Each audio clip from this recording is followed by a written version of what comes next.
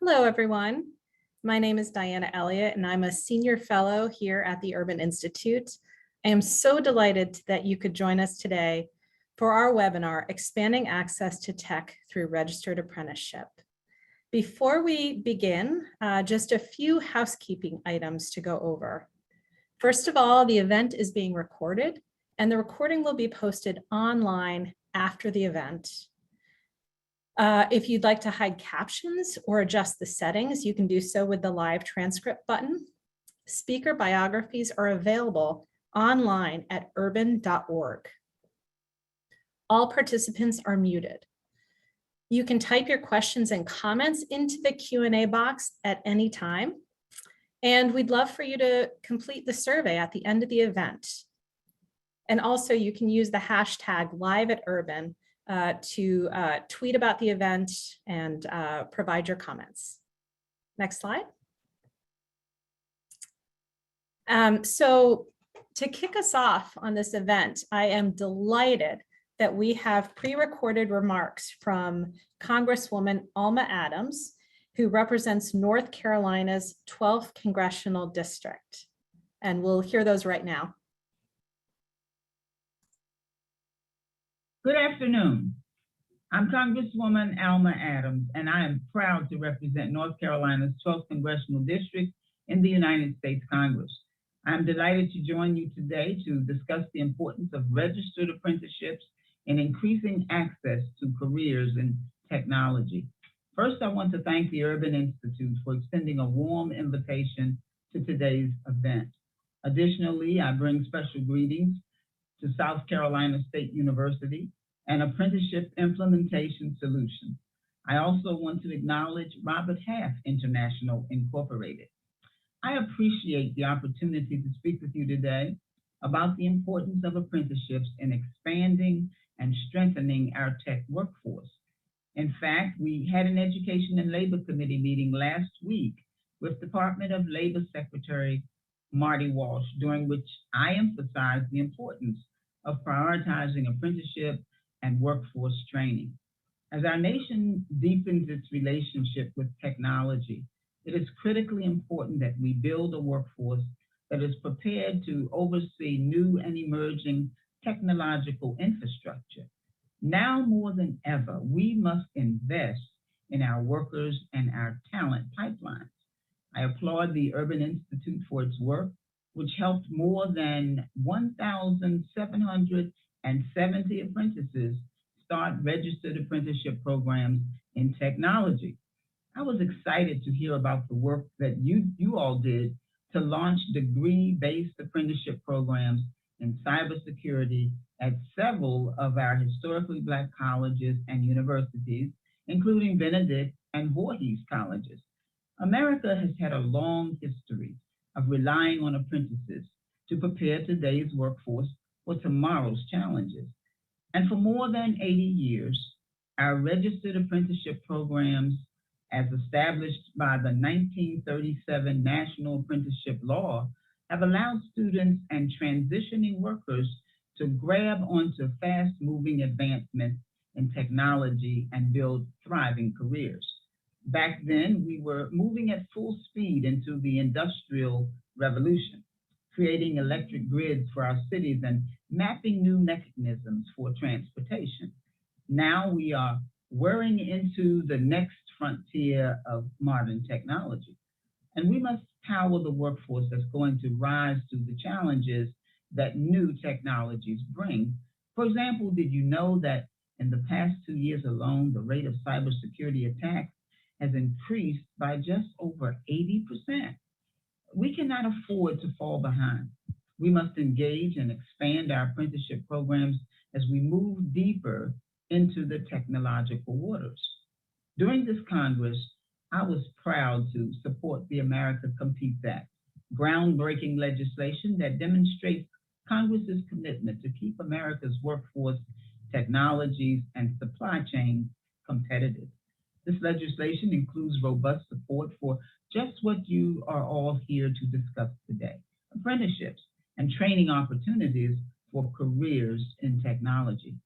And we want to bring everyone with us into this new technological age. The Competes Act includes funding for broadband infrastructure so that more of our workforce has access to the tools that they need right in their hometowns. And finally, I am proud that the Competes Act includes my provision, which would create a grant program to support research and innovation, including funding for research infrastructure at our HBCUs and other minority serving institutions, or MSIs. As our workforce demands evolve, so must our apprenticeship programs and outreach efforts to fill these programs. Currently, there are 26,000 apprenticeship programs in the United States. Charlotte, North Carolina is home to more than 500 of these programs, which include everything from hands-on skills training for careers in bricklaying and masonry, heating, ventilation and cooling, and medical coding. I am proud of the work that apprenticeship programs do to keep our specialized skills workforce alive and thriving. As a member of the House Education and Labor Committee, protecting and enhancing our high-quality registered apprenticeship programs continues to be a priority for me. And I'm proud to have a long-standing legislative record of supporting these critically important workforce programs. During the most recent appropriations process, I requested increased funding for registered apprenticeship programs. If passed, this funding will help expand the number of slots available to prospective workers, fund new programs in innovative and emerging career fields, and support new apprenticeship programs to reach more communities across the country. I also co-sponsored and voted for HR 7309, the Workforce Innovation and Opportunity Act of 2022, which passed out of the House of Representatives just last month. This bill contains key provisions to help strengthen and protect apprenticeship programs. For example, the bill would codify the Department of Labor's Strengthening Community Colleges Training Grants, which will help community colleges develop and improve apprenticeship programs. This bill also includes an amendment to fund targeted apprenticeship opportunities at HBCUs and other MSIs. As co-founder of the Congressional Bipartisan HBCU Caucus, I know and I believe that the Urban Institute knows too. Our HBCUs have long punched above their weight and have been leaders in nurturing Black talent. As an HBCU graduate and educator, I've seen these institutions lead their communities in fostering and advancing diverse candidates. It is for this reason that I strongly believe HBCUs must be included in our conversations around pathways to careers in technology. So thank you again to the Urban Institute and each of the partners represented here today. I am so glad to see so many of you here to talk to your representatives. And I'm confident that the strength of your collective voices can and will move the feet of Congress to act on behalf of our apprentices and apprenticeship providers. The supports offered in these pieces of legislation will be vital to supporting the work of our apprenticeship programs. Know that I will continue raising my voice and my vote in support of these programs whenever I can. As I close, I want to share a quote that I believe applies to our work to strengthen workforce pipelines. A society can only grow great when old men and old women plant trees under which they know they will never sit. So let's start planting. And let's get to work investing in the workforce of today so they can tackle the technologies of tomorrow.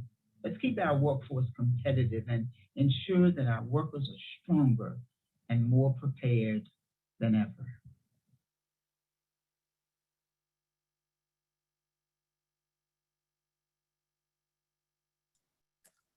Great. Well, thank you so much, Congresswoman Adams, for those inspiring remarks to kick off our conversation. Hello again, my name is Diana Elliott, and I'm a senior fellow at Urban Institute and the director of the AEMF project here at Urban. Next slide. In 2019, Urban received an Apprenticeship Expansion and Modernization Fund Award from the Department of Labor to become a national intermediary. Our charge was to develop and implement registered apprenticeships through outreach and technical assistance, and to pursue innovation pilots to spark new ideas to benefit the system. Urban's vision was to create and expand registered apprenticeships in tech roles, not just in IT, but across sectors and industries. We knew the need for tech talent was considerable, and this presented a ripe opportunity for registered apprenticeships. In our work, we offered a broad range of assistance that employers and partners sought at no cost to them. We provided incentives of $5,100 and $6,200 per apprentice in a pay-for-performance structure to motivate employers to sign apprentices. We sought to support employers and intermediaries who are creating opportunities for people of color, women, veterans, and those with disabilities to start tech careers through apprenticeship. 3 years later, I am incredibly proud to have directed this project and to have led this incredible team at Urban through so many successes. We helped over 2,000 apprentices start careers in tech occupations. We helped 20 new programs launch, many focused on connecting underrepresented talent with tech opportunities. We exceeded all of our metrics and goals thanks to our talented, hardworking team at Urban. I want to acknowledge the members of that hardworking team: Bhavani Arabandi, Zach Boren, Matt Eldridge, Raeanne Hawkins, Fernando Hernandez Lepe, John Murata, Michael Pruitt, Jacqueline Rayfield, and Micah San Miguel, and of course the incomparable Bob Lerman for their contributions. I also want to acknowledge our wonderful project officer at the Department of Labor, Janice Braddock, for her support. This event is a celebration of those successes and a way to highlight what we learned through this process. Our first panel today features the degree-based software developer apprenticeship program we developed with our partner, South Carolina State University, and an affiliated consortium of historically Black colleges and universities in South Carolina. This program connects talented computer science students with employers that will train and mentor them on the job to supplement the skills they're developing in the classroom. My colleague Raeanne Hawkins will facilitate this panel featuring several wonderful guests and this training partnership between schools and employers. Our second panel features some of the employers and partners we worked with to launch registered apprenticeship programs in tech. My colleague Zach Boren will moderate the discussion with employer and intermediary representatives and an apprentice to share the challenges and successes of launching registered apprenticeship programs in tech. Following each panel, there will be an opportunity for you to ask questions. Next slide. I'm also pleased to announce that our final report was released today entitled "What Works in Tech Apprenticeship," that shares the lessons we learned throughout this 3-year project about what works to start and expand tech apprenticeships. In our work with employers and intermediaries, we identified 5 major themes of what works and recommendations to enhance tech apprenticeships moving forward. First, incentive funding is an important motivator for employers. We provided $5,100 per apprentice for existing programs and $6,200 per apprentice for new programs.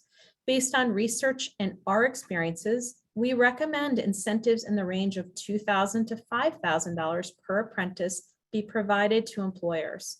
In our program, incentives were only paid after employers demonstrated that apprentices were registered and related expenses were incurred. We received feedback that incentives motivated employers to start registered apprenticeship programs. Further, by requiring apprentices be registered before incentives were paid, there was a demonstrated return on investment. The pay-for-performance model ensures accountability and results. Second, registration is cumbersome and confusing, and this is a big deterrent for employers. There is a national process, and then each separate state apprenticeship agency has their own process. Few align or are easy to navigate without persistence and a lot of help. Streamlining the process and investing in intermediaries would help scale registered apprenticeships in tech. As one intermediary partner of ours likes to say, they are the easy button that makes it possible for employers to sign on. Third, employer sponsors and intermediaries are all seeking training and technical assistance materials to improve their knowledge of the system. There is a need to expand the knowledge base of the field and for expertise to be more distributed. We provided training throughout our program that employers and intermediaries were seeking, including on EEO compliance, setting wage scales, and leveraging veteran talent. Fourth, there is low awareness among tech employers about registered apprenticeship. Further, different messages resonate with different employers. Some are seeking a way to address hiring challenges, while others are seeking in a way to draw more diverse or local candidates. Messaging is very important, and improving communications around what works in registered apprenticeship is crucial. Finally, the tech sector lacks diversity amongst its workers. Apprenticeship is a promising way to bring in new talent pipelines and create opportunities for women, people of color, and those with disabilities. We worked with a number of partners who are working toward these goals and are demonstrating impressive results, uplifting and supporting those intermediaries and employers who are working toward more diverse, equitable, and inclusive tech workplaces through registered apprenticeship should be a priority. On that note, my colleague Raeanne Hawkins will now lead a panel describing the HBCU innovation pilot she led at Urban, along with our wonderful partners attending today, and how these efforts are connecting talented yet often overlooked computer science students with apprenticeships that enable on-the-job learning and mentoring. Raeanne?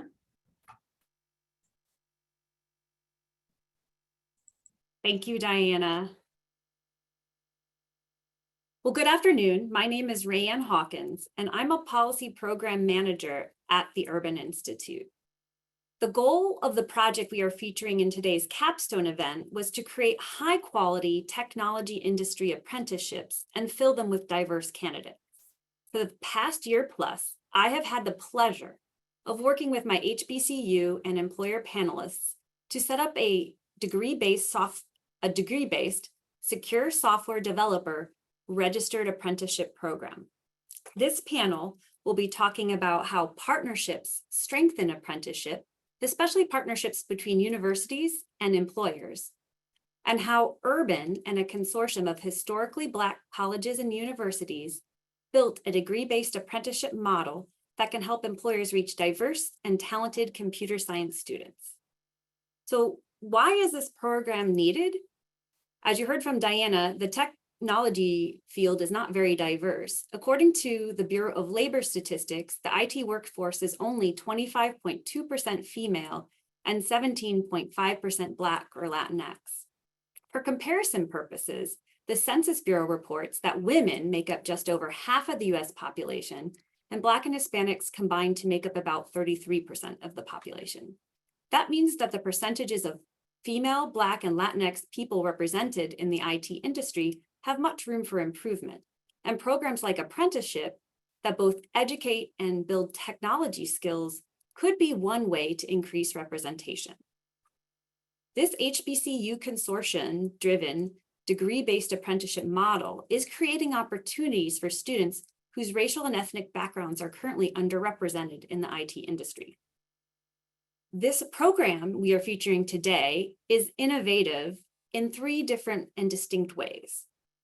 The students that are in the program are selected from one of 3 HBCUs who are teaching the related technical instruction component of the apprenticeship. This creates a local talent pipeline that is diverse and selected from South Carolina State University, Voorhees, and Benedict colleges. It uses the The program uses the National Initiative for Cybersecurity Education, or NICE, framework to set the curriculum and competencies for the apprenticeship program. So the program was based on national standards vetted by the universities and by local employers. Finally, students in this program will earn their bachelor's degree with a major in computer science, and like all apprenticeships, they will be paid for their on-the-job learning. In short, university employer partnerships are a great way to increase diversity in a tight labor market. HBCUs have a talent that is untapped resource, and employers can work with HBCUs to reach that talent. So I want to welcome my panelists today. Feel free to turn on your cameras and your sound.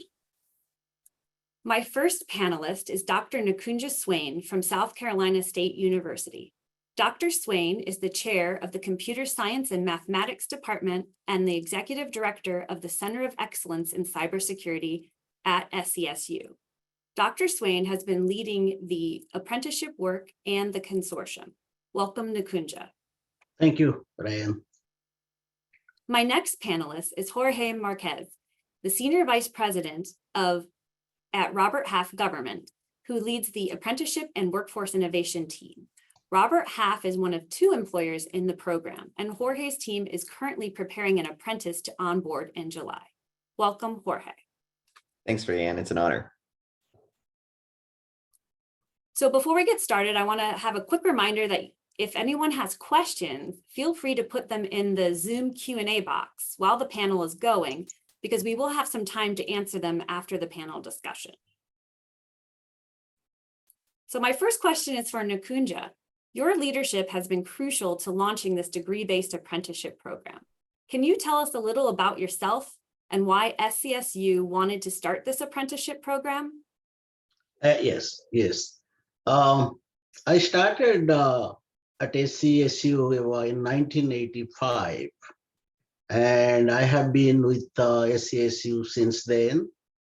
And when we received our NSA DHS designation, I met Girish from ISP Inc. In Denver, Colorado, and he had a lot of expertise in apprenticeship area.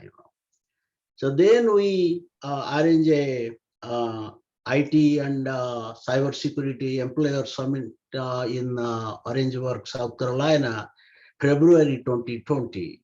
And during that time, we have 60 plus employers from all over United States attended the event. And that's where the discussion started.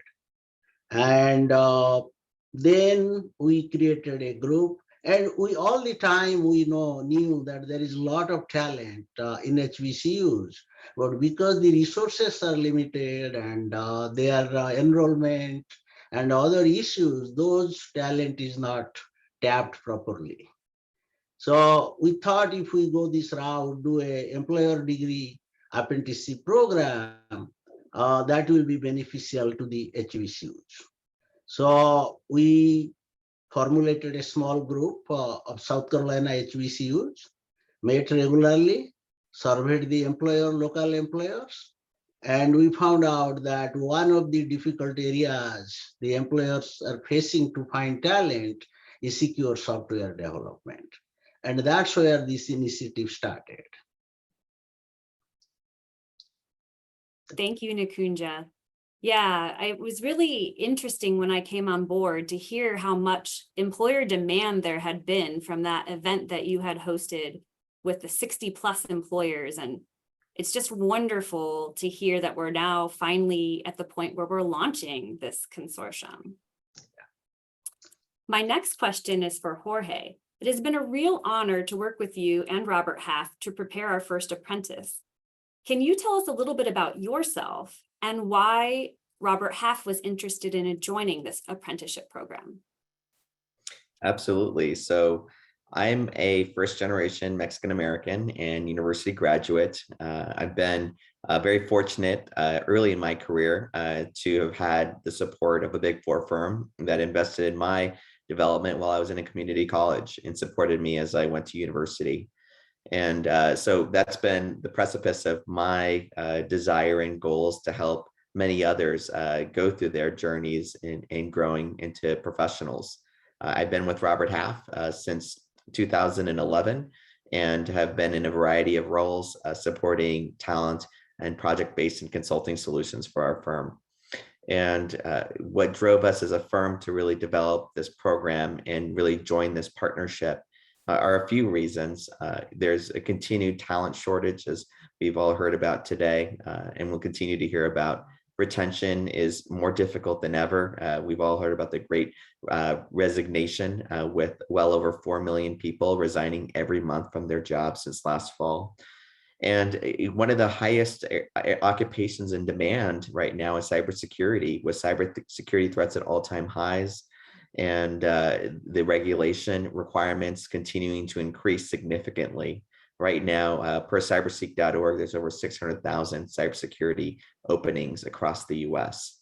And another big thing that's driving this for us is many companies are seeing the importance of creating more diverse and inclusive workforces, and they're looking for ways to develop talent from underrepresented communities, and especially local talent.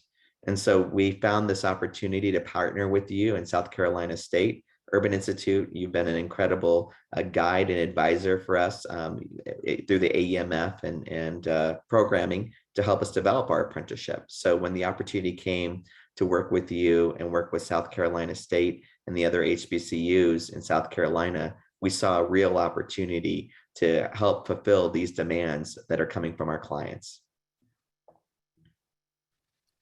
Thank you, Jorge. It's really promising to hear that there is going to be more demand. And so we can just keep hopefully scaling this program and just keep going. So my next question is for Nikunja. What are the benefits of having this be a consortium model?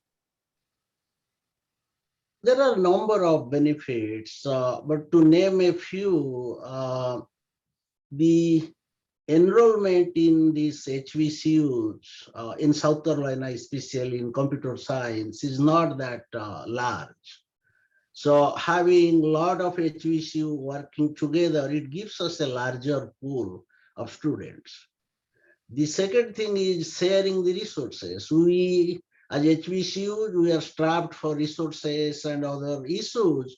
Working together, we can leverage the resources.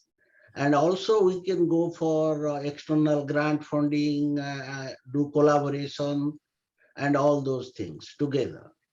And it also helps us to share our curriculum among ourselves. So there are a whole lot of benefits, but the main benefit is finding that talent pool, so that they are well trained and ready to go to the workforce and produce immediately. Thank you, Nikunja. It's been a real pleasure working with SCSU, Benedict, and Voorhees as we were recruiting the students for this first round of the apprenticeship program. Thank you. So my next question is for Jorge. Robert Half has a lot of experience with talent sourcing. Thinking about your experience in the tech field, what type of recruiting and screening tools should schools and universities consider using if they want to find high quality talent? It's a great question. And what we found is that there's a few areas that really contribute to preparing a student for a successful apprenticeship. And those include foundational courses, which can be everything from network to programming to software development and cybersecurity courses. Also, making sure that those students can pass any kind of base certifications, such as industry-wide certifications coming from organizations like CompTIA. Also, assessments. We use an independent scientific objective-based assessment called My Inner Genius, and it's to evaluate apprentices based upon capabilities, not necessarily based upon technical knowledge, but just their abilities overall. And then also helping with preparation in areas like essential or soft skills, things like pre-apprenticeships, which can provide some of those baseline technical exposure, some of those, communication and teaming skills, things like business acumen that can help someone to acclimate to a new environment. And these can be provided through career services. They can also be provided through partner programs. We're very fortunate that we're partnering through an organization, an IBM, that has a USDOL grant to provide us with our pre-apprenticeship and assessments. So highly recommend any kind of grant related programs to support with this type of work. Thank you, Jorge. Yeah, I think one of the challenges with having limited resources was trying to make sure that there's some sort of assessment in the future, and whether or not that, and I think grant funding is one way to make sure that assessment is, high quality and already paid for.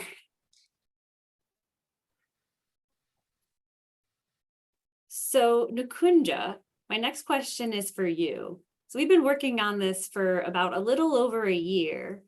And we're just, finally getting started with apprentices onboarding.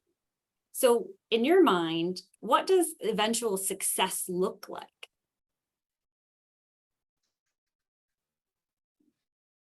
Well, when we started this initiative, was to have all 6 HBCU in South Carolina to be part of the consortium. So the success will be when all the other 3 HBCUs are in the consortium. We are working on it. And once all of them are part of the consortium, that will be a big success.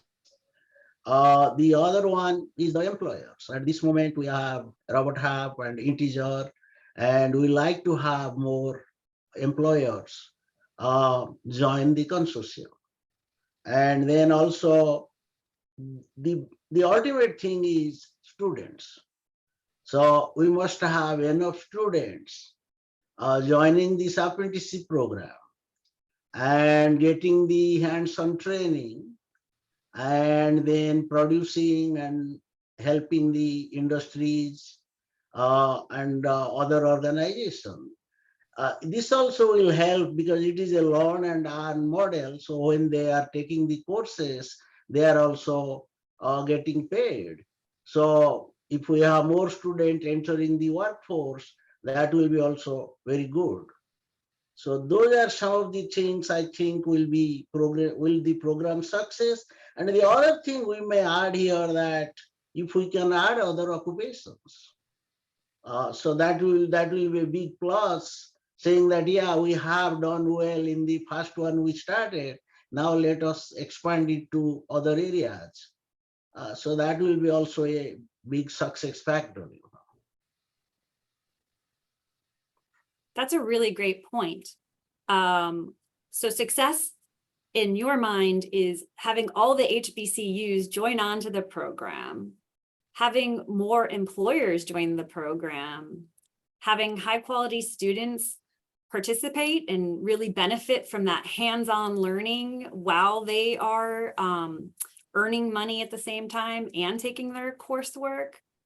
And expanding occupations is another big way that we could scale this program. And I think we've already been talking about how to take our secure software developer program and transition it to be closer to a cybersecurity kind of technician role. And so those talks are, I think that'll be probably the next occupation that we might add. So very. Yeah, excuse me. If you want to add to that, when these HBCU consortium sits down together, and earlier Jose mentioned about grant funding, and write some external funding grants and generate some money for the employers and others, Yes, we have a great opportunity to expand this work with new grant funding and looking for new opportunities. And so I know Urban is eager to continue working with South Carolina State University if we can find some new funding sources. Thank you. So my next question is for Jorge. What does successful implementation of this program look like for Robert Half? It's success can be measured in several ways, and we look at that for this program. I mean, first of all, it's being able to develop students from these are HBCU partners that become successful in their careers. So how do we support those apprentices in having a great experience from when they first interview with our organization through completion of their coursework and on-the-job competencies, through graduation from the program, completion of their degrees or certificates that come along with that, and then successfully continuing with their company and as a professional in secure software development or cybersecurity. The other factors include our employer partners and really seeing and experiencing the value of having apprentices that join their organization, which gives them access to these untapped talent pools. It also helps them with improving retention. And we've seen, numbers from the US DOL that 92% of apprentices become employees of those companies. And then many of those apprentices stick around after they become employees because of that mentorship, that development, that open opportunity, that open door that the apprentices were given for this first job in their area of study. And then further, the ability to uplift underrepresented communities and be able to create more diverse and inclusive environments, which gives companies people who bring diverse perspectives, which contributes to creativity, new solutions. And for those companies, many of them are looking to bolster their environmental and social governance reporting. They're looking at ways to tell the world, like, hey, this is what we're doing to support our communities we work in, to support this diversity and inclusion within our own organizations and really make an impact. And apprenticeships give organizations the ability to not only recruit diversity, but create diverse workforces. And for them, it gives them the ability to also be competitive and grow. It's hard to find talent right now. It's hard to keep that talent. And if you can create a way to make that easier for organizations, then you can really facilitate them in their overall growth and development and their success. Yeah, it's really, really crazy right now that this great recession and this tight labor market that we're in at the moment has meant that recruiting is just that much more difficult. But I think if you have a program like an apprenticeship where you're kind of you might be spending a little bit more money in the short run, but I think you see the returns later when people stay on, when they contribute positively to the whole environment, like through diversity and creativity and helping the local economy by hiring local. It's just, I think, a really positive way to impact local economy and the individuals that are in the apprenticeships, because they have the opportunity to get paid while they're learning. I wish I had known about apprenticeships when I was an undergrad. Maybe my debt burden would have been a little bit less. So Nikunja, my next question is for you. How do you think this program could be improved moving forward? So this is kind of an ongoing learning process so we've been in this journey of continuous learning and we're not done. And so just what do you think we should add as the program evolves? I think one thing we have to do is educating the employers, because there is a big misunderstanding with the employers. The moment they are hearing about apprenticeship, we have to pay them. That has been a big factor for the employer thinking twice to join the apprenticeship program. So we have to some way have more communication, more dialogue with the employers, saying that it is an initial investment, but it pays off in the long run. So when a apprenticeship is coming and working with you for 2 years, when they are a student, and once they graduate, they work with you, they are immediately going to produce. And there is a good chance that they may not leave and go to another employer. So something has to be done, more employer outreach and more communication with the employers.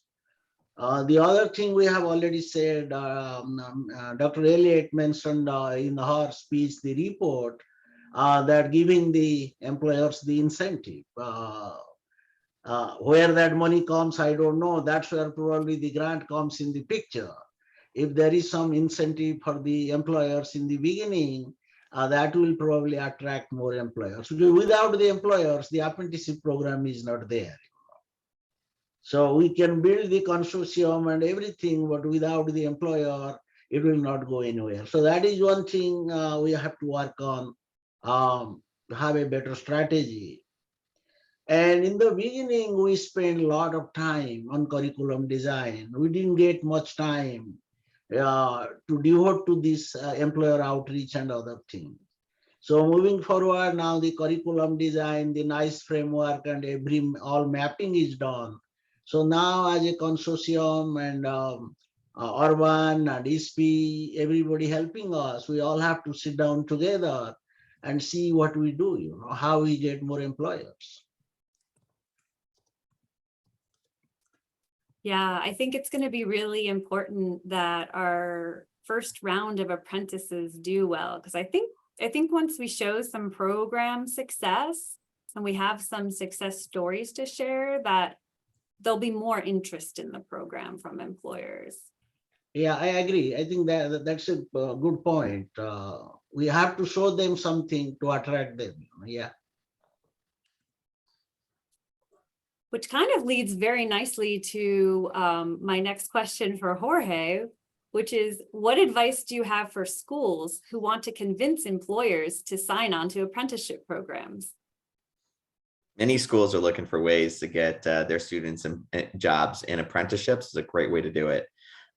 Some of the key things we look for when we're looking to partner with schools and work with them through apprenticeships is, first, are they a strong accredited program with industry-based competencies and projects, preparing students for certifications, as well as providing them support? And is that support coming as advised by industry advisory boards that can provide insights into what's needed in the profession? Also, apprenticeship infrastructure, meaning, is there an apprenticeship director, someone who can help with coordinating for the apprenticeship program? Because the students have to take certain courses and they may need additional resources while they're in the apprenticeship. And also, is there any credit given for some of that work-based learning? Because if it can be, some of those courses can be provided credit from that work-based learning. It helps the student get those certifications, either a certificate of completion or degree, faster.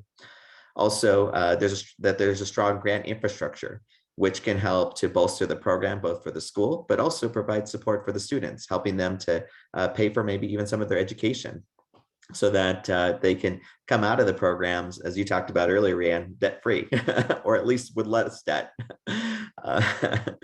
And then also that the schools have diverse demographics with community outreach programs, that they're reaching out to middle schools, high schools, underrepresented communities to recruit those students to come to their school. And finally, that we're looking for schools that are engaging their local employers, ones that are interested in teaming with employers in those kind of high demand occupations. For us, cybersecurity is probably one of the highest in demand occupations, but other areas like software engineering, cloud developers, data analysts, and taking a proactive approach to working with employers and creating strong programs that, again, align with industry requirements. Well, thank you. I think that just goes to show how well the HBCUs in South Carolina were positioned to work with Robert Half, because they had a lot of these things already going. They're like SCSU has an industry board that overlooks the IT courses, and also it just demonstrates the importance of partnering, because partnering with the local employers and partnering with the schools, that's one great way to get talent and to create kind of a virtuous circle of hopefully local talent that can survive and thrive in some of those areas that, you know, maybe otherwise have difficulty attracting people. So I think I'm getting a warning that we need to move to Q&A, but before we do that, I just kind of want to have some key kind of takeaways for the audience. So partnerships really strengthen apprenticeship, and this school-based consortium model that we've been discussing today can really help create a pipeline of talented, diverse IT students. HBCUs have a really strong talent pool that's currently untapped, and employers should be working with those HBCUs to reach that talent. And I think this program does all of that. And so for those reasons, I've been really proud to work with Nakunja and Jorge on this project. So we've got actually an amazing amount of questions from the audience. Is for the first question, this one's for Jorge. Do you think that Robert Half would be interested in partnering or duplicating what has been done in South Carolina? And before I pass it over to you, I'll say that I think Urban is very interested in working to replicate this across the country. In fact, in a few weeks, we have a playbook coming out that will describe how other universities can come together as a consortium and try to start up a registered apprenticeship program. So, and Jorge, does Robert Half interested in some of that? Absolutely. We've been working very closely with the Urban Institute. Your organization's been an incredible partner as we expand our apprenticeship program. We actually recently, working with your organization, filed our national apprenticeship standards application with Zach Boren, who will be speaking here shortly. So our plan is that we expand our apprenticeship, which currently has students based in California and in South Carolina, and that we expand that across the country. We also want to work with Nakunja and the HBCU consortium to expand across the country as well. We see this HBCU partnership as not only representing schools in South Carolina, but other HBCUs across the US, and that these apprentices could support our clients all across the country. We're very fortunate in this world today that many people are able to work remotely or in a hybrid environment.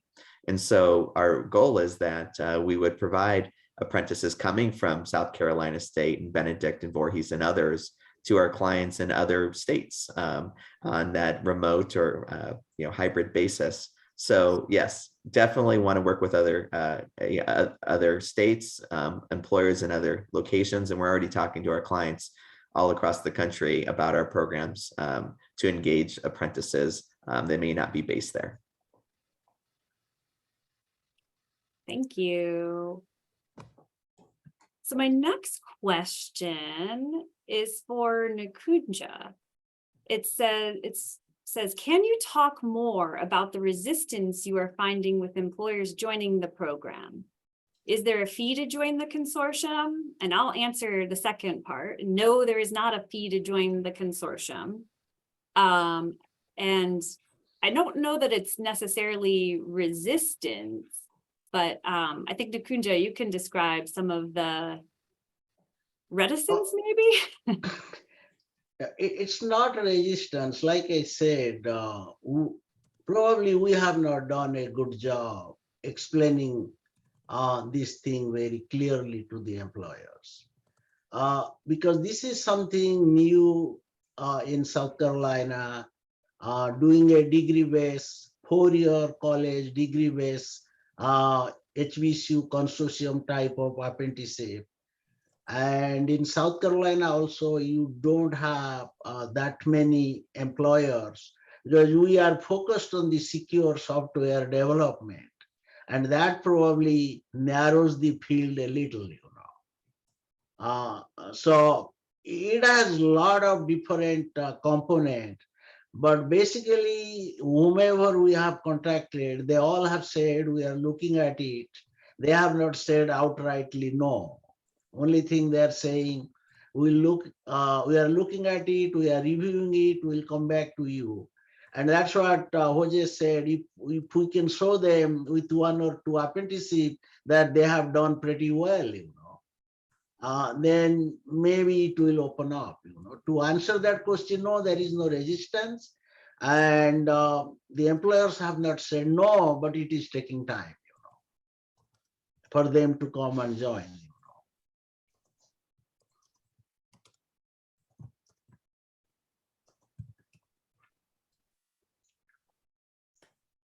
So we got another question here. It says, what is the name of the apprenticeship and what career fields are available? So the name of the occupation that's in the apprenticeship is a secure software developer. And what that means is it's kind of a cross between a traditional software developer and a cybersecurity analyst. So it's a software developer that has a lot of cyber skills. And Nikunja, I think you can talk a little bit about why that was the occupation that was chosen. So we did a survey in South Carolina in towards the later part of 2020. I think we sent the survey to also outside, and we got about 15 or 20 responses. And one of the hardest field job was the software developer. And that's why we decided to do the apprenticeship on the secure software developer. So based on the employer needs or employer requirement, we thought we will go with the secure software developer apprenticeship program. And it is a cross, like you said, it's a cross between software engineering and cybersecurity. It's just together. That's why the courses needed, or the students will be completing courses both in cybersecurity and computer science. They have to complete 11 courses in computer science and cybersecurity to satisfy their curriculum requirement or course requirement for this particular apprenticeship program. And so to answer the person's question, at the moment, we're just focusing on that secure software developer occupation, but we do have plans to expand into other IT occupations. And if funding becomes available, to expand even outside of the technology industry, working still in South Carolina with SCSU. And so I think that's all the time that we have for questions. I really want to thank my panelists, Jorge and Nikunja, for all of the wonderful work you've been doing with Urban to help keep this apprenticeship going and moving. And it's going to be really, really exciting to soon have our first apprentice working in South Carolina. And I can't wait to keep supporting them and working with both of you on this program. Thank you. Nikunja. Yeah, I want to thank our Hbcu partners for their time and their effort in this. I also want to thank Girish Sesagiri from ISP Inc. for all his help and insight into this particular apprenticeship program. Without him initially, this would not have been possible. He was the brain behind it, and I was just instrument. South Carolina State University was just the medium to make it happen, And also Dr. Elliott and the Urban team for all their help and support. And finally, Robot Hub, and our other partner, Integer Technology Industry, So I want to thank all of them for all the help and support, And I want to also thank Nikunja of SCSU and your colleagues at Benedict and Voorhees colleges for all of the work that you guys have done on creating this consortium model. I also want to thank Girish Seshagiri because his work really was laid the groundwork for Urban to come in and help with this apprenticeship program. And once again, I'll thank Robert Half for being one of our first employers, and also Integer Technologies for working with us and reviewing our standards while we were putting them together. So thank you all. I don't know, Jorge, if you have any closing thoughts before we transition. Just that we're very excited to be working with the Urban Institute and with South Carolina State on this registered apprenticeship program. It's been such an honor, and the students we've already had the opportunity to speak with are incredible. And we're excited to see this through with not only starting apprentices, but having them complete the program and graduate from the program, as well as expand our apprenticeship programs to other HBCUs and really across the country with our clients and working with other employers across the country. Well, thank you both for joining me today on this panel. I think it's been wonderful to share all of the work that we've done with the audience. And so you guys can turn off your cameras, and I will introduce my colleague, Zach Boren, who will talk a little bit about the employer and the apprentice perspective in apprenticeship. All right, very cool. Thank you, Raeanne. Great discussion. We're going to keep it going here.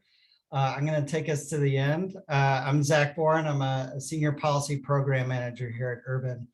A big welcome from me to you from very stormy Montgomery County, Maryland. Here's hoping my power stays on, and if it doesn't, Diana's going to pick up for me. But I'm so excited to be with our panel today. Our panel includes a great group of tech apprenticeship practitioners, experts, leaders, and tech professionals. The folks you'll hear from today are operating hands down some of those exciting tech apprenticeship programs, including having created some new occupations for apprentices to really thrive in the industry. Over the last year, Urban consulted with these cutting edge companies really at the forefront of apprenticeship delivery. We worked with them to think through the design, the registration of the program, delivery, recruiting, how to select apprentices, compliance with US DOL apprenticeship regulations, equal employment opportunity, a whole slew of issues that come up when you're going to deliver a tech apprenticeship. And finally, we really have thought through with some of the folks that are going to be on this panel, with really kind of long-term sustainability. How do we keep this going with state and federal funding to sustain the resources to ensure the apprentices persist and complete their apprenticeship programs? So I personally found it rewarding. Their results are really undeniable. Hundreds of new tech apprentices joining the ranks and really succeeding in this tried and true and now new to tech industry called apprenticeships. So at the close of this project, I remain really hopeful and confident and excited that we get to continue this partnership with you all that we've started here and build upon what we've created. So without further ado, let me introduce who's with us today. First is Nina Ong. Nina is the apprenticeship lead at Google. She oversees its US offerings, which consist of 6 tracks across 4 hubs. She's responsible for global infrastructure and consistency across programs. I'm also excited to introduce Devin Corrigan. She serves as the U.S. Government Affairs Lead at Multiverse. It's an ed tech company creating an outstanding alternative to college through professional apprenticeships. Started in the UK, which is really neat. So she's bringing a lot of the UK expertise here to the US. She was the team's third hire and spent the previous 2 years laying foundational and operational government-related work to support hundreds of new apprentices across 7 registered apprenticeship programs. We also have Letitia Thomas. She's the CEO and co-founder of OnRamp. She's built a company that is an industry leader in technical apprenticeships. This is amazing, a 94% conversion rate for top 50 companies like Twitch, Amazon, and Coinbase. She's a workplace diversity and inclusion advocate, conference organizer and speaker, and occasional developer. I love that. And finally, last but not least, of course, we're going to hear from Wolf Reese. Wolf is a former apprentice. He's now a software development engineer with Twitch. He started out with OnRamp, and he recently converted to becoming a full-time software engineer. He's originally from inner city East Cleveland, Ohio, where he had really no exposure or access in tech to explore his interests in computer science. Wolf began learning with any resource he could find online and eventually completed a web development boot camp and was inspired to make a difference for others like his own. So excited to hear from you, Wolf. Let's get us kicked off. I want to start with Devin, and then I'm going to move to Nina and Letitia. I'd love for you to, Devin, first, give us your elevator speech on how your company develops tech talent through registered apprenticeships. Yeah, thank you so much, Zach, and thank you to Urban for this panel and for your support as we've been getting started in the United States. So my elevator pitch for Multiverse, we want to turn apprenticeships into an outstanding alternative to our traditional college system. Instead of tinkering around the edges, we've looked to build a better education model from scratch. We decided in doing that we should base it on 3 core principles: accessibility, applied learning, and community. For accessibility, we know that when a tech company requires a bachelor's degree for a job, they're screening out almost 70% of the Black workforce, 80% of the Hispanic workforce, and almost 75% of rural workforce. So we've built our admissions platform to screen for potential, not pedigree, and by assessing our applicants' intelligence, creative problem solving, and grit. Second, we know that learning needs to be applied. Multiverse apprentices get in the weeds from day one and start learning the programming languages and data skills they need for their job. We know technology moves fast. That's why we're building apprentices' durable skills and emphasizing lifelong learning so they can continuously upskill through their career. And finally, we believe in the power of community. We know that one thing colleges do well is connecting peers through their alumni networks. Multiverse apprentices have the same opportunities through our speaker series and professional development workshops while they're with us, and through our alumni network once they're on their careers. Apprenticeships turned out to be the perfect model for meeting these fundamental principles. We know that registered apprenticeships are an excellent strategy for tech companies to develop their next generation of leaders without relying on a college system that costs too much and works for too few. That's our pitch. That's great. I'll buy it. And you guys are a national company too, right? So you're doing apprenticeships all over the country. Yeah, we're located in 6 cities, but founded in New York. Great, great. All right, Nina, you're next. Give us your elevator pitch. Thanks so much, Zach. And yes, +1 to everything. Thanks so much for having us when we're organizing this panel. So at Google, our apprenticeships aim to create alternative pathways to meaningful careers in the tech industry. We are super committed to a professional and formal model of apprenticeships. So that means having a ratio of on-the-job learning and related technical instruction, coaching and wraparound services such as professional skills development, and apprentices are paid on day one for all components. All of our apprentices are in programs that are either a minimum of 1 year, but most of them are actually 20 months. And it depends on the duration that we think will actually best set up the apprentice to successfully complete the program and also to be successful in the occupation. Now, Diana talked about this a little bit in her What Works section, but what we know and what we've learned is that it takes an entire ecosystem of partners and a variety of expertise in order to actually make our apprenticeship program work so that it's the best that it can be. And two of the folks on this panel, you all, Urban Institute and Multiverse, are some of our partners and are really important to the success. And then lastly, it is really critical for us that in order to truly prepare our apprentices for industry, our tracks do have to be Department of Labor registered. It makes us feel confident that we're creating something that meets a high level of quality as approved by the Department of Labor, and then the competencies the apprentices are learning are actually applicable industry-wide. And at the end of it, so that they get that transferable credit and sets them up for success in the industry. That's really the core of what we design around. Like, yes, we want to provide all of the complementary and supplementary things that will make an apprentice successful holistically, but we do anchor on those competencies in working with you all in the Department of Labor. That's great, Nina. I love to hear you talk about the partnerships between us and labor and multiverse. I'm going to come back to that theme here in a bit, but first I want to hear from Letitia on her elevator pitch on how she's developing tech talent through registered apprenticeships. So, Letitia, take it away. Thanks. Yeah, I also just wanted to give you a quick thank you, Zach, for helping the on-ramp team register our apprenticeship in record time this year. You've been such a great partner with us in this work. And so, yeah, I just wanted to send appreciation from myself and our entire team. So On-Ramp is a workforce development platform. We're connecting companies, candidates, and education providers in a more holistic way. We've built a model to prepare apprentices for the most in-demand and highly skilled technical roles, from software engineering to data science. We're the only apprenticeship provider with a minority-majority team, founding team specifically, and the only apprenticeship company that's Black founded and led, with a team that's reflective of the communities that we're actively supporting. And we think that that's important.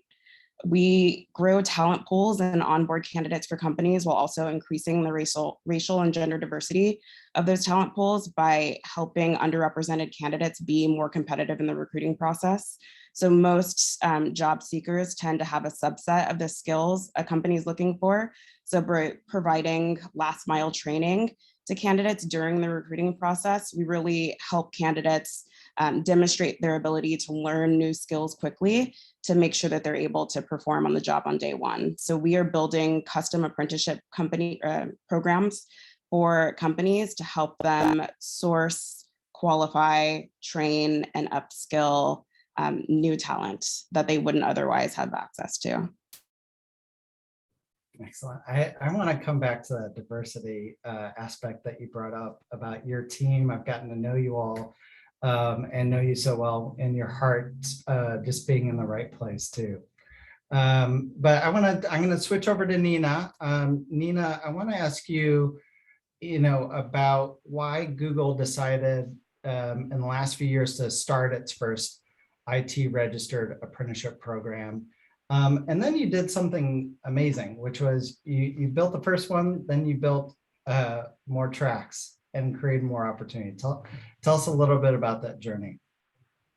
Absolutely. Raeanne actually talked about this in the beginning when she talked about the room for improvement in the IT industry and that disconnect between a representative workforce and actually what talent is out there. So for us, IT was such a good first profession for Google to enter the apprenticeship space. And stepping back a bit, we actually created IT programming, including the IT Google Career Certificate, after we saw demand for IT skills in the industry. So we had a proof of concept that it is a pretty teachable field, and that if we could actually prioritize skill-based learning over traditional degree requirements, we could create real paths to jobs. So for us, super natural for IT to be that first field for the US apprenticeship program, since IT apprentices do take that career certificate as part of the program holistically. And the IT certificate is just one of our career certificates. It's available on Coursera, and it prepares people for in-demand jobs with no degree or experience required. So we're still learning a lot. We believe we have a lot to offer in other professions and that we can create a great holistic experience with our partners. So we actually went and applied that model and expanded apprenticeships to the other high growth fields that we were seeing, primarily data analytics, digital marketing, project management, UX design, and software engineering. All of those are professions in tech that I think, years ago, folks wouldn't imagine that you could build a career, but Now tech is expanding and diversifying so much that that actually is a possibility. And so we really wanted to hone in on those core professions. Oh, that's great. And one thing that we did together, which I thought was really fun, was we created a new occupation for apprenticeship. So it was project manager, which I mean, I got to say, when we first started, I was shocked that it wasn't apprenticeable. When we went through the process to reach out to industry, to make it happen, and ultimately get it approved by U.S. Department of Labor. Can you just chat just real briefly about, you did these, typical tech roles that are, seemingly really popular, but then you went in kind of into an adjacent occupation as well. Yeah, absolutely. And to be honest, like that whole process, we couldn't have done that without you all and without Multiverse to kind of figure that out, because we really do believe that project management, and it is one of our most popular ones, because I think people feel like they can really build that skill set. It's applicable to a lot of different industries, not just tech. And so we wanted to figure that out, and not only figure it out for Google, but to your point, also make it accessible so that those standards were available for other companies that wanted to adopt it. Also completely shocked that that wasn't there before. And I think a lot of the conversations, a lot of the assurance that, industry also agreed with some of the things that we were selecting and choosing to focus on skill set wise. Like, we're confident that it's going to be a good build and a good foundation for folks that do take that apprenticeship track. Totally agree. Devin, I'm going to bring you in because you guys are such a critical partner to Google's apprenticeship program. What does your partnership look like? And then how does Multiverse work with other tech companies that are in this space? Yeah, and it's been so great, the partnership between Urban and Google, and seeing all of our apprentices come on board this first year. But, short and simple, we're Google's training provider. Google apprentices are fully immersed in the program, and they benefit from the time with their Google teams and learning from the Google culture. Google and Multiverse have worked closely together to build curriculum across 6 registered apprenticeship programs, including data analytics, project management, IT, software engineering, UX design, and digital marketing. Our apprentices learn the technical skills they need for their track, but also durable skills, so prioritization, time management, and communication. In addition, apprentices receive one-to-one coaching from their Multiverse instructors. And we also work with Google managers to facilitate communication and support of their apprentices. Apprenticeships are new to a lot of people, especially managers who are working with our apprentices. So it's been a joy getting to know our apprentices so far. I'm looking forward to expanding our partnership with Google this fall. Outside of Google, Multiverse works with Fortune 500 tech companies to find entry-level talent and upskill their existing workers. We focus on young people under 26 who don't have a bachelor's degree for our Career Starters program. That's the entry-level program. And we also work with companies to upskill their existing employees. Quick example of that would be a team that needs to update their data skills. Maybe they want to go through an apprenticeship to be more relevant in the field, or working with first-time managers in our people leadership program. We're really proud that 90% of our apprentices continue on with their employer after their apprenticeship. We think that that's just a marker of how well our apprentices are doing and the promise of the model. 90%, that's quite remarkable Yeah. in terms of a retention rate. So very, very well done. Let's turn over. I want to meet Wolf. We had a chance to meet briefly last week, but Wolf, you've gone through an apprenticeship. Tell us a little bit about that apprenticeship and what did you learn while you were at Twitch or still at Twitch? Yeah, thanks. Yeah, so the apprenticeship actually started with some training from OnRamp, and they provided us like a bunch of these like resources and like curriculum to learn this like technical stack that we will be using to build this like web application together as apprentices. And then we just had like a bunch of guidance from their teaching engineers who were currently working in the industry. So I just got like a bunch of hands-on and just like real world practice with those technologies. And kind of like just as importantly, I got to collaborate and like learn to work well with my teammates to build out a full project. Then after my training with OnRamp, I joined my team at Twitch, where I was like super welcomed by my manager, my mentor, who's a mid-level engineer on the team. And they both were kind of just like my main support, I guess, throughout the apprenticeship. But I met with them and like everybody else on my team pretty much every day. And they were like geeked to like, teach me everything they could about, different subjects I would need to learn to be successful on the team. And also to like pair program with me to show me like some of the things that they were working on. It kind of helped me through some of the tasks that I had been assigned. And honestly, like thanks to OnRamp, I came in like really prepared and confident in the tech stack that I directly use today, like in my role at Twitch still. But also learned just a lot about, I guess, working on just like a really big project. And it's like huge code base and trying to find my way around it, how engineering teams work together, and just like the process of kind of making these code changes on my computer and everything you got to kind of go through to get it into like the production website. Great. I mean, at Urban, we're really interested in how mentors can really make programs really terrific. Can you just tell me just a little bit, what do you learn from your mentor like along the way, like beyond maybe beyond the technical? Were they able to share some good wisdom with you? Yeah, like I mean, I don't know. We talk a lot. I mean, my mentor, we're past the apprenticeship now, and like I had the opportunity to like cut off our meetings that we had, our check-ins, like our one-on-ones that we had now that I'm like a full-time engineer, but we ended up keeping him around just because of the like relationship that I kind of built with him throughout the apprenticeship.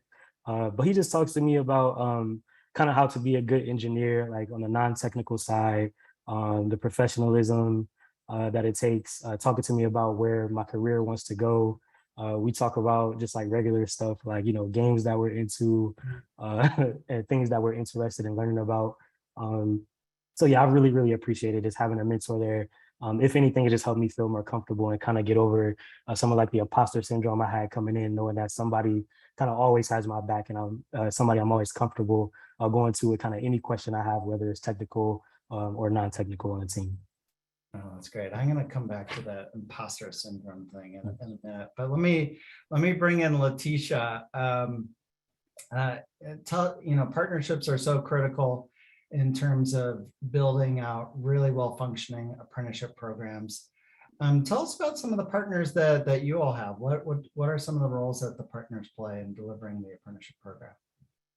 Yeah, so we work primarily with employer partners, so the companies that we are building the apprenticeship program for, and sourcing partners that help us build our apprenticeship community. So a few of our company partners include, Fortune 500 companies like Amazon, Twitch, Pandora, SiriusXM, growth stage startups like Blend, earlier stage startups like Volley. We have the means to serve a company at any stage of growth that they're at. And we are, we're really grateful for the company partners that are working with us right now. We also, work with sourcing partners like coding boot camps to find really fantastic talent like Wolf. We try to cast as wide of a net as possible when we are sourcing for a specific apprenticeship program. So we also work with community colleges, nonprofits. We work with various online communities where people are learning and supporting each other to both like learn and also like help each other find open roles. So yeah, those are just a handful of the partners that we work with in building OnRamp's apprenticeship program. Well, let me go a little bit further with that. You talked a little bit earlier about, the fact that you are deeply committed to finding diverse talent. Like how did you go about that with some of the partners? I think that's, a lot of tech companies are interested in finding talent that are going to help diversify their ranks and also support, better tech ideas. As we continue to grow this apprenticeship model. Yeah, well, I think that like part of what makes our team so effective in this work is that we have been in this space for so long. So I used to work in the coding bootcamp space for many years. I worked for one of the very first coding bootcamps, Dev Bootcamp.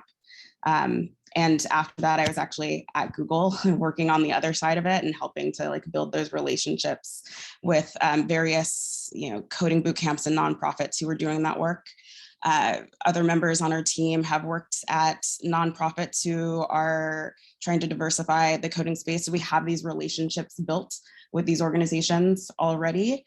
And we, again, are just trying to find people where they are. So we are in the Facebook communities with people who are learning. We are in the Slack communities with people who are learning.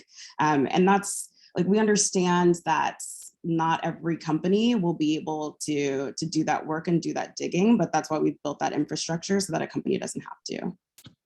Yeah, absolutely.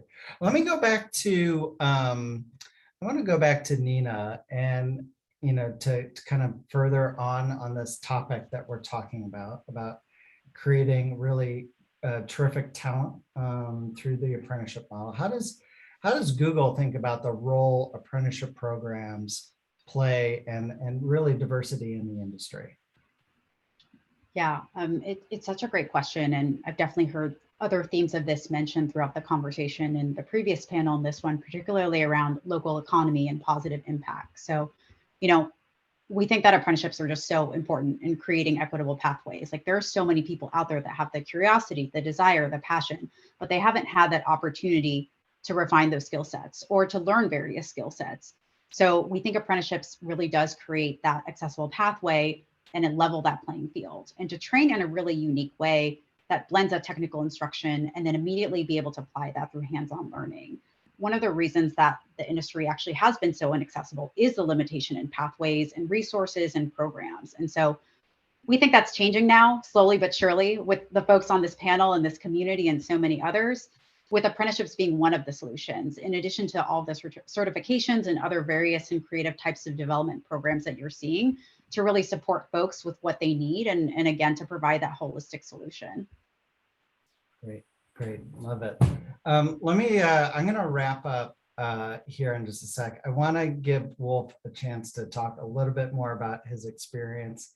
Wolf, I'd love to hear about why you decided to apprentice and how you found it, and did anything surprise you, along the way? Yeah, so I actually found it on Twitter, as the teacher mentioned, like they were kind of, I guess, in the community. So the community knew about it, and somebody just mentioned there was an apprenticeship coming up at Twitch, and I've been like watching Twitch like it was TV for like the past 3 years. So I got really excited about applying for it. And I decided, I guess, specifically to do an apprenticeship because just coming from a non-traditional background, like I felt like I had a lot of practical skills and kind of like this hunger to learn that I needed to be successful in a software engineering role. But like I just kind of need to like get my foot in the door. So I need like a little push kind of in the right direction, I guess.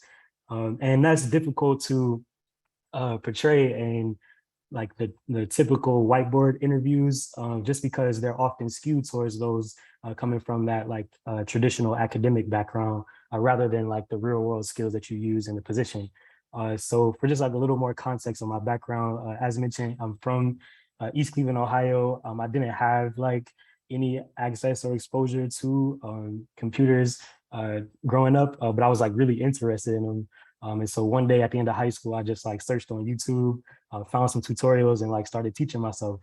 And from there, I wanted to go to college and like major in it, but I just remember getting like really discouraged because in the intro class, the professor would like skip over stuff and be like, you already saw this in high school. And like, I didn't even know like courses like that even existed in high schools, or like I had never seen calculus before, which is like another prerequisite I needed. So I kept teaching myself on the side. And one day I just left college, moved out to Silicon Valley to kind of chase the tech dream. I did a boot camp and I got into teaching with education programs that were making that difference for students coming up like me. But, I still always wanted to be a software engineer, and OnRamp kind of gave me that route into the industry where I would be evaluated based on those practical skills and kind of my potential for growth, and just like provided me a chance to kind of show that I could do it and learn on the job kind of as I went.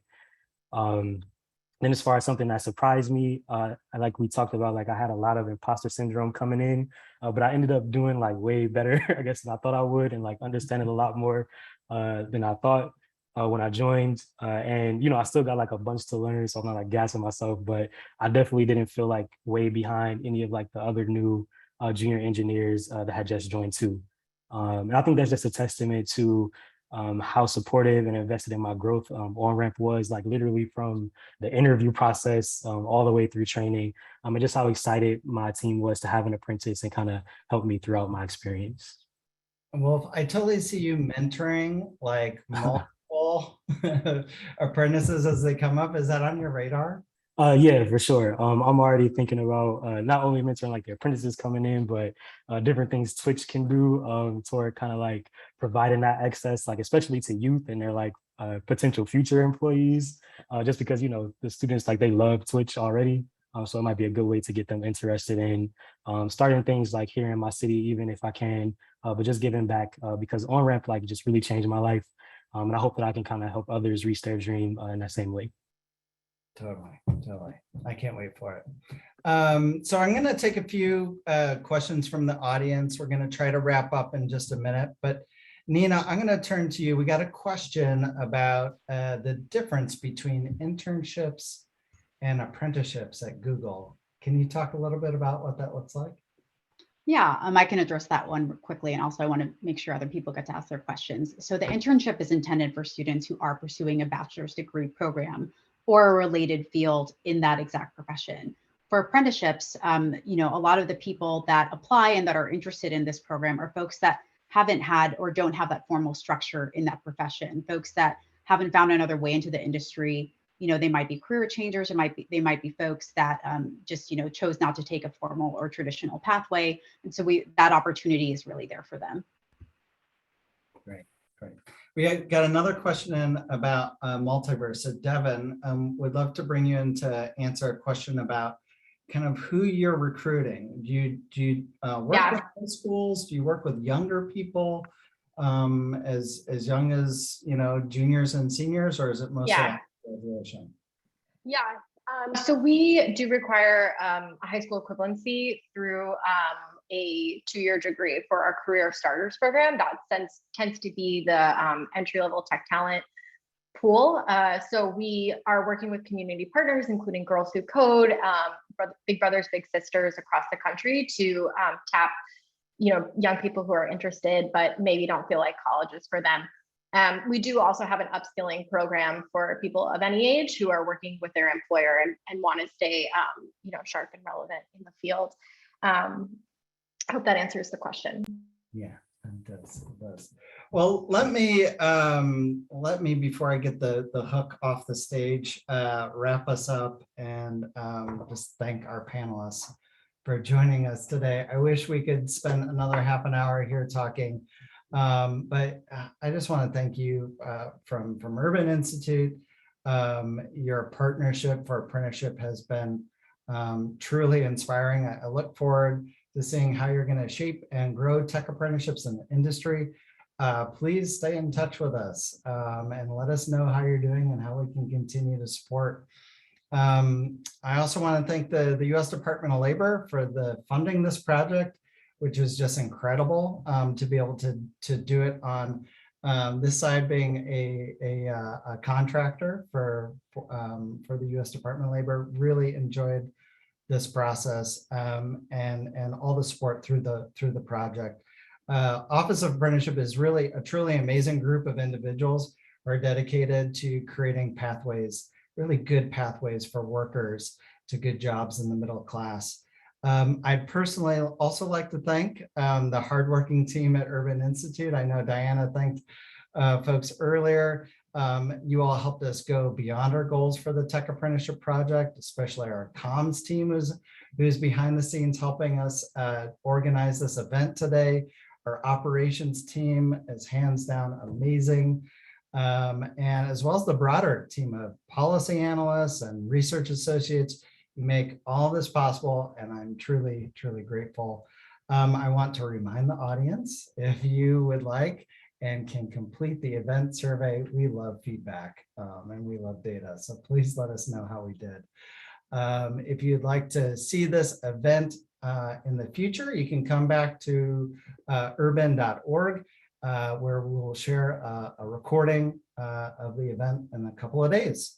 And come back to our website too. Come check out all the resources that are at urban.org. We're going to be continuing to add more resources available to help apprenticeship programs get started and run really successful programs. So thank you to our audience. Thank you. And I really appreciate the time you spent with us today. Thank you, Zach. Really appreciate it.